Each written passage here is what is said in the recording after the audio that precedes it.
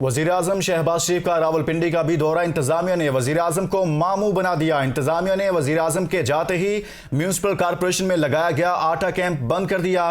Camp के बंद हो जाने के बाद अवाम आटे की तलाश में ख्वार हो गए। आटे के हुसूल के लिए आए शहरी आटे के लिए बगैर ही चले गए। अनवारुल हक से मजीद जानते हैं रावलपिंडी से। जी अनवारुल हक, बताएगा क्या माजरा सामने आया?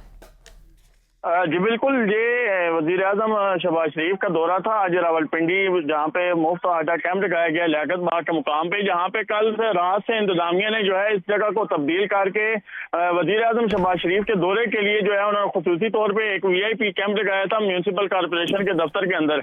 और जहाँ पे आज जब वज़ीर आज़म शहबाज शरीफ का दौरा हुआ, उसके बाद जो है जैसे वो जहाँ से उनका दौरा खत्म हुआ और जहाँ से वो निकले, तो उसके बाद इंतजामिया ने इस कैंप के दरवाजे बंद कर दिए।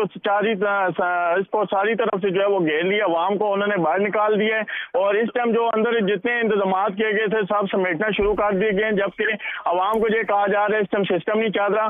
तो इस टाइम जो अवाम है उसकी बड़ी तादाद जो है वो इस कैंप के बाहर मौजूद है और आटे के उसूल की मुंतज़िर दिखाई दे रही है। जी सही, बहुत शुक्रिया अनवारुल हक आगाह करने के लिए।